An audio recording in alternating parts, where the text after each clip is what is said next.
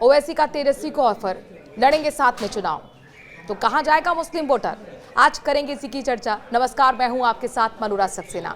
दरअसल बिहार के विधानसभा चुनाव बेहद नजदीक हैं और ऐसे में AIMIM की पार्टी की तरफ से तेजस्वी यादव को ऑफर दिया है, ये कहते हुए कि हम इंडिया गठबंधन के साथ चुनाव लड़ना चाहते हैं, आपके साथ चुनाव लड़ना चाहते हैं। अक्टूबर नवंबर में चुनाव हो रहे हैं, लेकिन अब ये तेजस्वी यादव उनकी पार्टी को तय करना होगा कि क्या वो AIMIM के साथ चुनाव लड़ेंगे।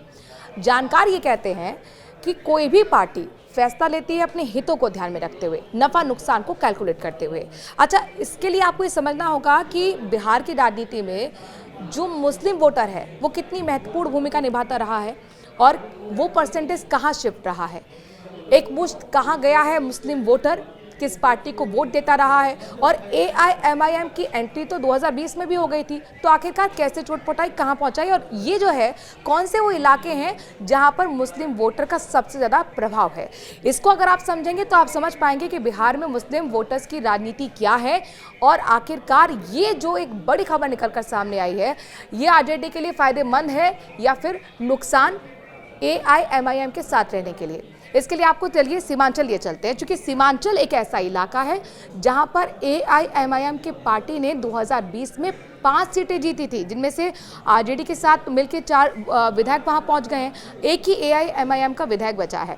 अब देखिए 4 वो सीटें कौन सी हैं, कटिहार, पूर्णिया, अररिया, किशनगंज।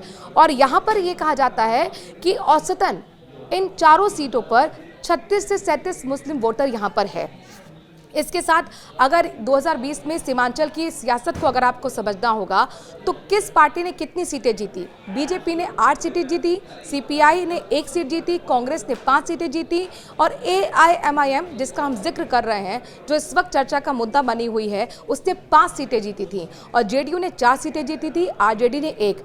यानी कुल मिलाकर जो सेंधमारी की गई है AIMIM की तरफ से वो RJD के मुस्लिम वोटर में की गई है और वो पूरा जो वोटर था मुस्लिम वोटर वो RJD से हटकर आ गया AIMIM की तरफ। अब यहाँ पर सवाल यह है कि तेजस्वी यादव क्या करेंगे। बिहार के जो प्रदेश अध्यक्ष हैं AIMIM के इमाम, उनकी तरफ से ऑफर दिया गया।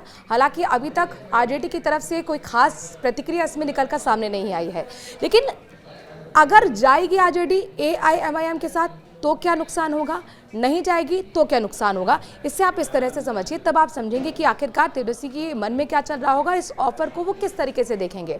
देखिए, नहीं जाती है अगर RJD AIMIM के साथ तो कुल मिलाकर उसका जो वोट है, मुस्लिम वोट की हम बात कर रहे हैं, चूँकि यादव परिवार यानी कि RJD परिवार यानी कि आप लालू प्रसाद यादव की राजनीति को अगर समझते हैं तो M+Y फैक्टर हमेशा साथ में रहा है।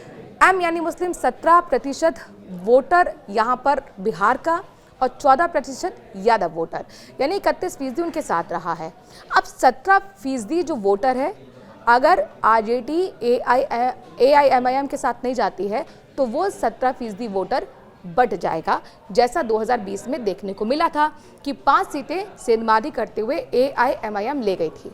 और अगर मान लीजिए कि RJD AIMIM के साथ चली जाती है तो क्या होगा, तो फिर कहीं ना कहीं तेजस्वी यादव को ये डर रहेगा कि जो मुस्लिम वोटर हमारे साथ रहता है वो कहीं ना कहीं, चूंकि यहाँ पर AIMIM की तरफ से ये भी कहा गया है कि हम सीमांचल की तो 5 सीटें लेना ही चाहते हैं, उनकी शर्त है कि जो हमने जीती वो तो हमारी होंगी, सिवान की भी हम सीट लेना चाहते हैं, तो जाहिर तौर पर RJD ऐसा नहीं चाहेगी। अब कुल मिलाकर एक तो ये फैक्टर रहा कि तेजस्वी यादव नहीं चाहेंगे कि सिवान की सीट AIMIM को दे दी जाए।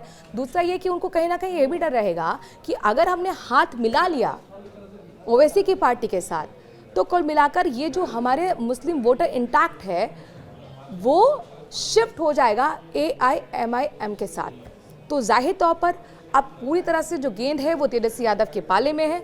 देखना दिलचस्प होगा कि इस ऑफर पर किस तरह से रिएक्ट करते हैं तेजस्वी यादव और क्या फैसला लेते हैं। लेकिन कुल मिलाकर AIMIM को नज़रअंदाज बिहार की राजनीति में नहीं किया जा सकता है, ये उसने अपना ट्रेलर 2020 में ज़रूर दिखा दिया था।